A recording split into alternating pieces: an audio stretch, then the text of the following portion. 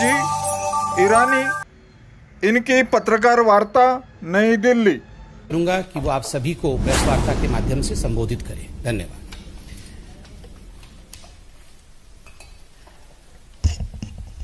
आज पूरे राष्ट्र ने कांग्रेस के निवर्तमान अध्यक्ष राहुल गांधी की प्रेस वार्ता में राष्ट्र के प्रति उनकी चुनौती को देखा। अपनी प्रेस वार्ता में राहुल गांधी ने अपने 15 साल के राजनीतिक अनुभव को जताते हुए ये ऐलान कर दिया कि 26 जनवरी को जो दृश्य देश ने दिल्ली में देखा, वही हिंसा राहुल गांधी का मानना है कि जल्द ही राष्ट्र के हर शहर, स्लम तक जनता देख पाएगी। भारत की राजनीति में पहली बार शांति का आह्वान करने की बजाय अराजक तत्व देश में आग कैसे लगाएं, उसका आह्वान करते हुए देश ने आज कांग्रेस के एक नेता को देखा। 26 जनवरी में जो घटनाक्रम देश ने देखा, उसमें 300 से ज्यादा दिल्ली पुलिस के अफसर, पर्सनेल घायल हुए। कई मीडिया कर्मियों पर हमले हुए। यहां तक कि राष्ट्र ने वो दृश्य भी देखा जिसमें महिला पुलिस कर्मियों को घेर कर उनको मारने का प्रयास किया गया। राष्ट्र नहीं भूलेगा वो मंजर जब मीडिया कर्मियों पर, पुलिस के अधिकारियों पर ट्रैक्टर चलाकर उन्हें मारने की भी कोशिश की गई। लेकिन आज राहुल गांधी के मुख से घायल एक भी पुलिस कर्मी के लिए सांत्वना के शब्द नहीं निकले। आज राहुल गांधी के मुख से एक भी मीडिया कर्मी जिस पर हमला हुआ, उनके प्रति संवेदना के एक भी शब्द सुनाई नहीं दिए। राष्ट्र को आज मैं एक नागरिक और भाजपा की कार्यकर्ता होने के नाते कहना चाहती हूं, राहुल गांधी वो नेता हैं जो चाहते हैं कि देश भर में कानून व्यवस्था भंग हो। राहुल गांधी वो नेता हैं जो चाहते हैं कि अराजक तत्व देश में न सिर्फ तिरंगे का अपमान करें, बल्कि देश को तोड़ने का भी दुस्साहस करें। आज भाजपा की कार्यकर्ता, देश की नागरिक होने के नाते मैं राष्ट्र भर से अपील करती हूं कि राहुल गांधी के जितने भी मंसूबे हैं, उन्हें हम सबको मिलकर नाकामयाब करने होंगे। Today the country witnessed a call for violence given by the former president of the Congress party, Shri Rahul Gandhi, exploring the fact, enunciating that he has 15 years of political experience. Mr. Gandhi gave a clarion call for violence across various cities, so much so that he included slums where the poor of our country live.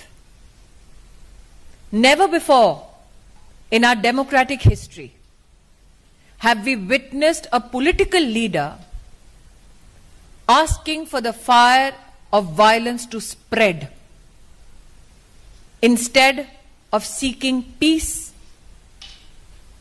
instead of promoting peace. Mr. Gandhi today declared war upon the Indian people and said that if his political stand is not supported by the Prime Minister of our country, then cities will burn.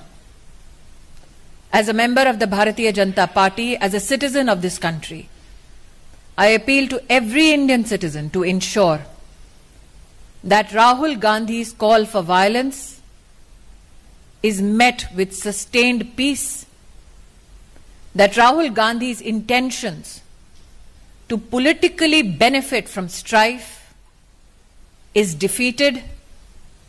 What is shocking yet, but expected of Mr. Gandhi, is that over 300 police personnel of the Delhi police who were badly injured did not receive one word of support or consolation from Mr. Gandhi.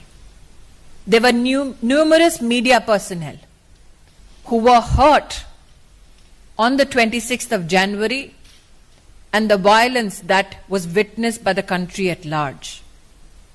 Not a word was spoken by Mr. Gandhi in protest against the behavior meted out to female police personnel or those police personnel and media personnel upon whom attacks were undertaken. I reiterate that though Rahul Gandhi will call for violence, we as citizens of India seek your support to ensure peace.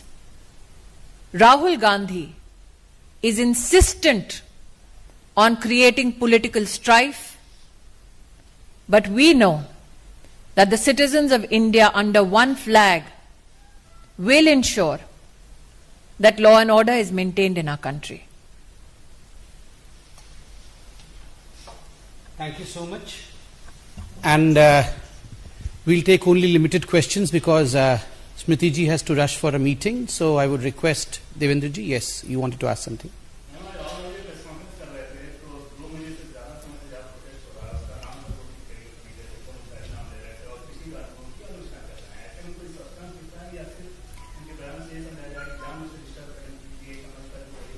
Rahul Gandhi ने आज अपनी press वार्ता में भले ही border का नाम ढंग से ना लिया हो, उनसे अपेक्षा भी नहीं की जाती कि उनके पास तथ्य होंगे, लेकिन जिस तरह से उन्होंने हिंसा का आह्वान किया, जिस तरह से उन्होंने हर प्रदेश के हर शहर के लॉ एंड ऑर्डर के प्रशासन को चुनौती दी कि अगर उनकी बात को, उनकी हिदायत को माना ना जाए तो देश भर में हर शहर में आग लग जाएगी। मुझे लगता है आज राहुल गांधी का वो घिनौना चेहरा जो अराजक तत्वों के साथ खड़ा है वो राष्ट्र के सम्मुख प्रस्तुत हो गया है। धन्यवाद। He would want some kind of an action against him so that he can present himself as a political martyr, a person who does not have enough respect for the speech of the Honorable President of India, a person who does not give enough respect to the farming community of our country and is absent from the House when this legislation is discussed, a person who makes merry on taxpayers' time, of course would want such kind of a declaration made by me on this public platform. But what should concern all of us as citizens is that such is the depravity of Rahul Gandhi's politics that instead of asking for peaceful resolution, he has pointedly said that हिंसा अब शहरों में slum तक फैलेगी। किस प्रकार की राहुल गांधी तैयारी कर कर बैठे हैं हिंसा को फैलाने के लिए, उसकी जानकारी तो मेरे पास है नहीं, लेकिन हां, उनका मन क्या है, उनकी मंशा क्या है, आज उन्होंने स्वयं अपनी प्रेस कॉन्फ्रेंस में इसको उजागर कर दिया है।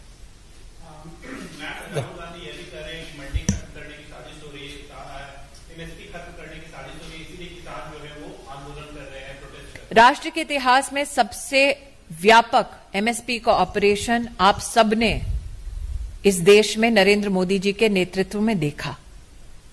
मंडी सिस्टम को और सशक्त करने का नरेंद्र मोदी जी का कार्य भी गत 6 वर्षों में आपने देखा। आज स्वयं महामहिम राष्ट्रपति जी ने राष्ट्र को संबोधन में ये दोबारा से प्रतिस्थापित किया कि इन कानूनों के आने से पहले मंडी के साथ साथ कृषि के क्षेत्र में जितनी भी व्यवस्थाएं चल रही थी वो जस के तस आज भी चल रही हैं। अभाव राहुल गांधी के पास जानकारी का इतना है कि बॉर्डर का नाम तक बदल देते हैं। अभाव जानकारी का राहुल गांधी के पास इतना है कि जहां से वो वर्तमान में सांसद है वहां पर इस प्रकार की व्यवस्था किसानों को दे नहीं सकते।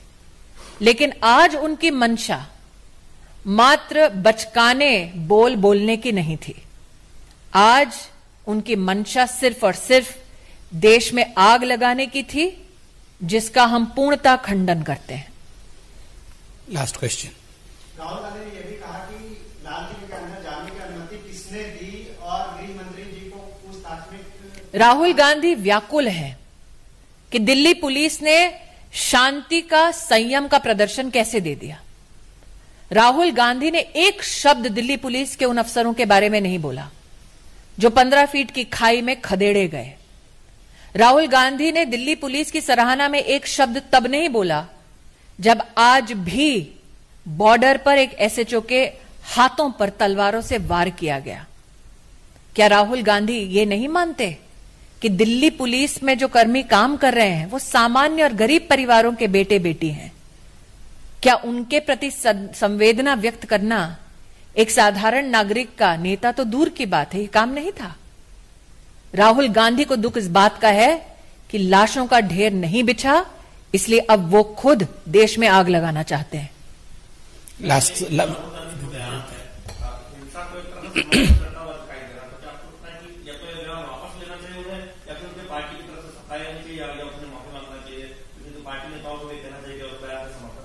पार्टी के मंच से राहुल गांधी ने आह्वान किया है। और क्या ये पहली बार है जब कांग्रेस ने निर्दोषों के खूनों से अपने हाथों को रंगने का प्रयास किया है? कांग्रेस का तो इतिहास रहा है कि देश में बांटो लोगों को, आग लगाओ ताकि वो अपनी राजनीतिक रोटियां उस आग पर सेक सकें। लेकिन देश की जागृत जनता राहुल गांधी के मंसूबों को कभी भी कामयाब नहीं होने देगी। आज यही एक बार फिर निवेदन और यही विश्वास व्यक्त करने हम दोनों आपके सम्मुख प्रस्तुत हुए हैं। Thank you. धन्यवाद। भाइयों और बहनों, अभी आप देख रहे थे जगदीश न्यूज। अगर ये चैनल आपको पसंद आता है तो इसे लाइक कीजिए, शेयर कीजिए और इस चैनल को सब्सक्राइब कीजिए। धन्यवाद।